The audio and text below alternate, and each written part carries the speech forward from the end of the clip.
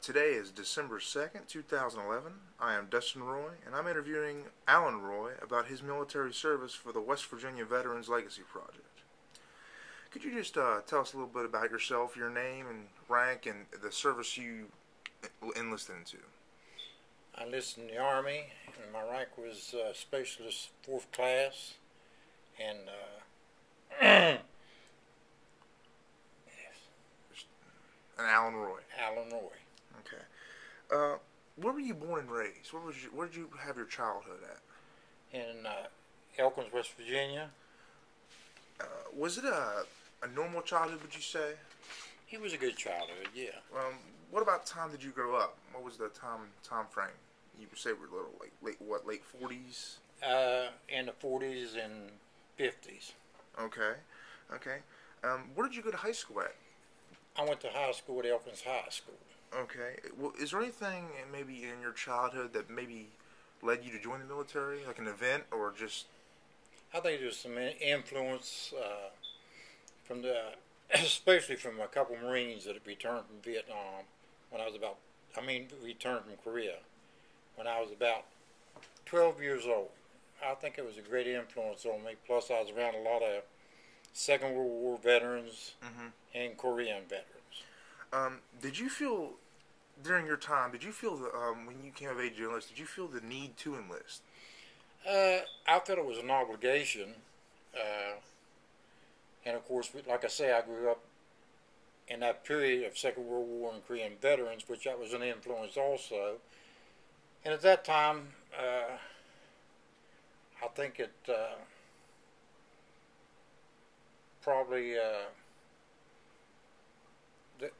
communism was going on, the Cold War was going on, and all these other things was happening in the Cold War, and we definitely didn't like communism. And we felt by joining the service. Joining the service was the thing to do. Okay. As far as fighting communism and that. Were you permitted to join the branch of the military that you wanted to at first? Well, I tried to join the Marines. But what happened with that? Did you? Well, what happened was the Marines. It's kind of comical in a way because the Marines turned me down because of my back. Later on, I became a paratrooper. So it's in a way, it's kind of comical. Okay. So you didn't get in the Marines and you joined the Army. And so where did you attend basic training at the Army? I attended basic training at Fort Hood, Texas. Okay. How'd you feel about that? And how was Fort Hood during basic training? Fort Hood, Texas. When I went in June. It was very, very hot. You sweated your guts out there at Fort Hood.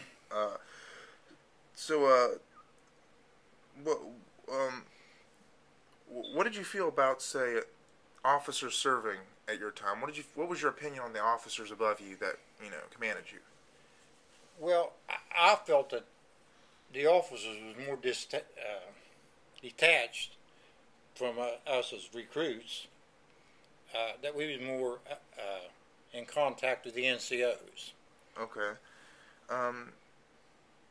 Once you got through your training, your basic training, and then your advanced individual training, and then your airborne and all that stuff. What was your opinion of the other branches of the service? Well, naturally, we looked at the other services. Every service provides the needs for national defense. So of course we looked at them as being necessary. They was necessary. But of course, as an infantryman,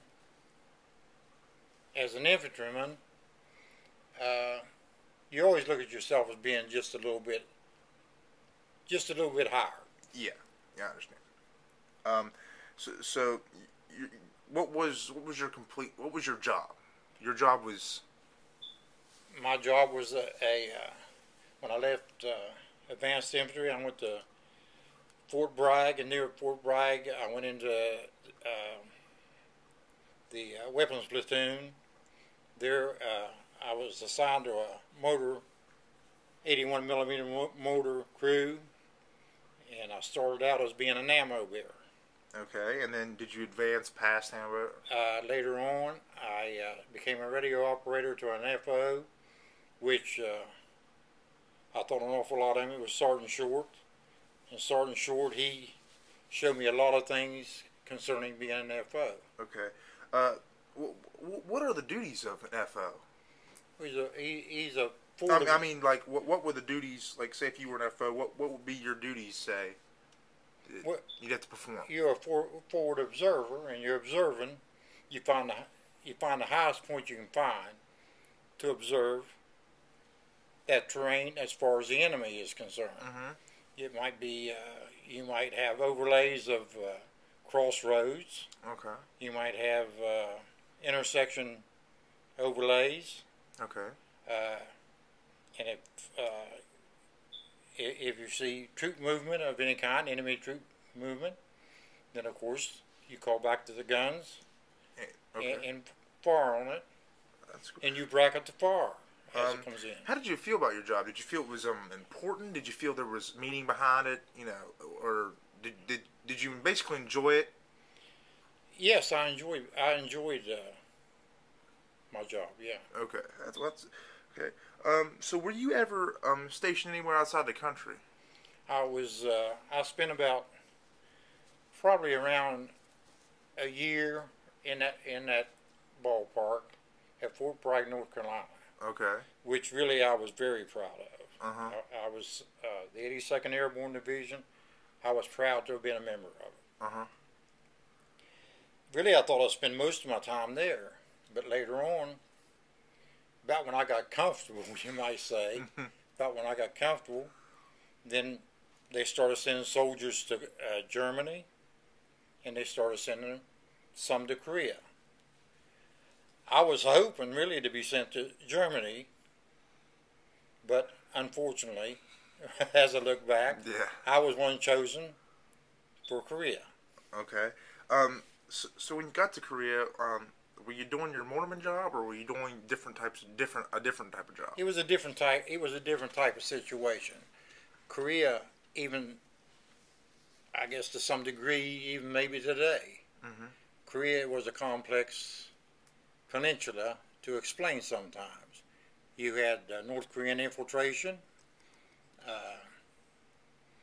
You had a lot of guard duty to pull. It was totally different what it was back in the States. Totally different.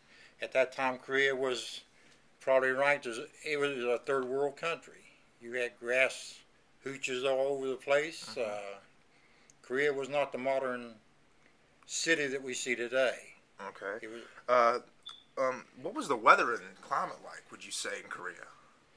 The weather to me was terrible. It was hot. It was hot in the summer. Cold, extremely cold in the winter. You had quite a bit of rain at times. But really, the heatness and the coldness was the thing that really got to you, especially in the coldness in the winter. Okay. Okay. Now, did you work with other militaries besides the U.S. military, or any type of U.S. military in Korea? Well, we had one company. I was with the 4th U.S. Missile Command, attached to it, but I was in the 19th Infantry, and the infantry was supposed to be security for the 4th Missile Command. Okay. We also had in the company, I think it was probably 2 companies that was ROK soldiers, or Republic of Korean soldiers. So the South Korean Army. Okay. Right. Okay. Yeah. Okay. What's your opinion, say, on Korea, the conflict, and or maybe do you feel like what you did over there had meaning? I think it had a great deal of meaning, because the Korean, back in those days, I was over there probably about the war. The actual war ended in 1953. Uh-huh. I went over I arrived in Korea. I still remember Mm-hmm. the 2nd of February, 1961. Okay. So Korea hadn't picked up a whole lot from the war, not an whole lot as far as the countryside. Okay. Uh, So, uh, you think you like uh, you being there, did that provide meaning? the importance of it, yes, it was an extension of the Korean War, is what it was. Okay. An extension of it. The Korean War was never over. Yeah. It was a ceasefire. It was an armistice. Yeah. Even today, it's ranked technically as a war. Yeah. Even though people back in the States and people like that didn't know the danger And politics and stuff like that. in politics and things like that went into it. But even today, Korea is not a very pleasant. It is a hostile country, right up against North Korea, no, the DMZ. the right? DMZ. Okay. Yeah, and Okay. you got a great army within just a few miles Okay. that could invade any time. What was did you get any leave and stuff? What was leave like? Say if you got maybe a 48-hour pass or something like that. What was that like in Korea? Myself, I never did take a 48-hour pass. Some of them took R&R to Japan. I never did. Just a few of them took R&R from Japan to Japan, which I never did. I never took a leave or anything like that. Okay, and not were you happy to get out of Korea once it was time to come back to the States? Were you happy to get out of Korea? You know, it's kind of a strange thing in Korea because everybody was saying, "Hey, I want to go back. I want to get out of this place. This is a damnable place." And we did want to get out of there. We wanted to go back home, see our families, this and that and the other. But eventually, it got so that there was almost a sadness. Although you looked forward to going home, there was almost a sadness of leaving. Okay. In the first place, I think it was with the guys you was with. They was brothers. I mean, you got together. You had that. Everybody was in the same situation, and then all at once, it seemed like the family went to pieces.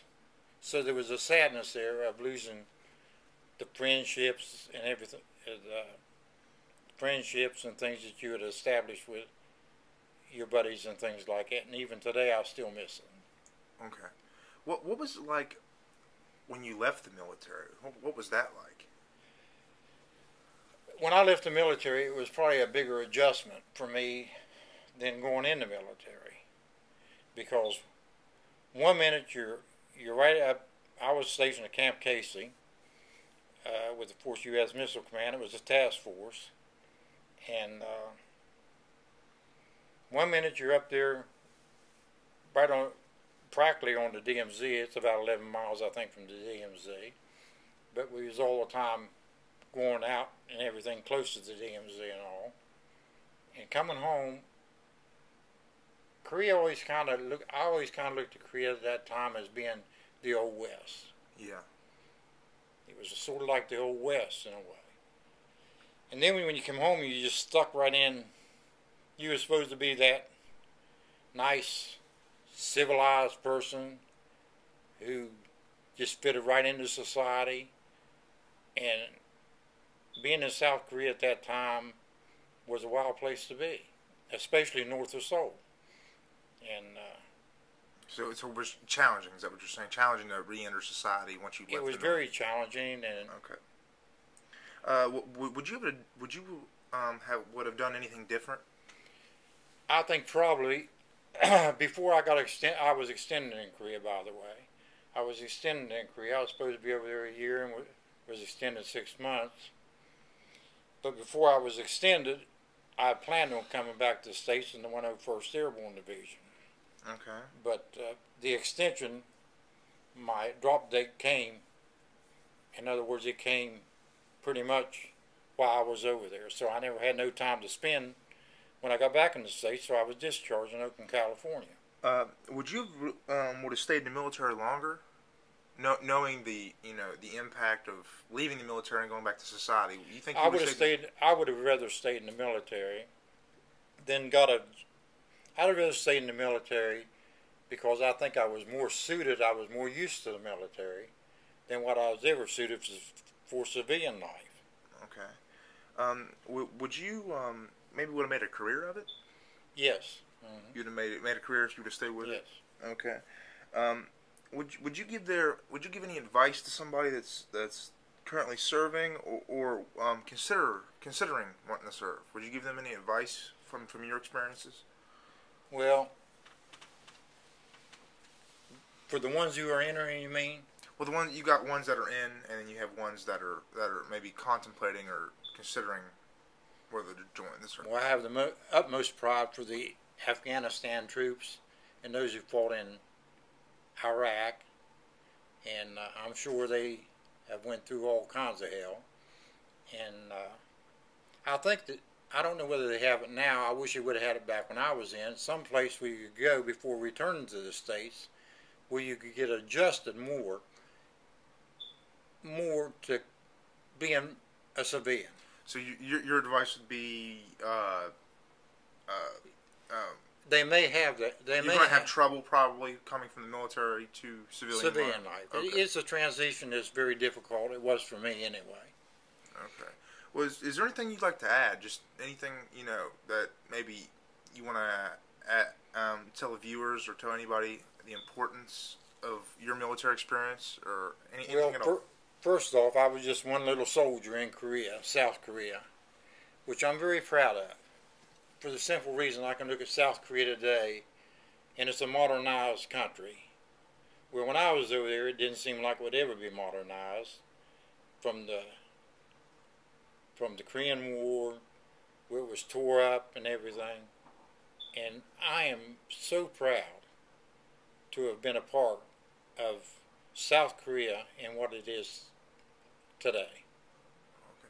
Well, I'd like to thank you for participating in this interview for this project, and thank you for your service.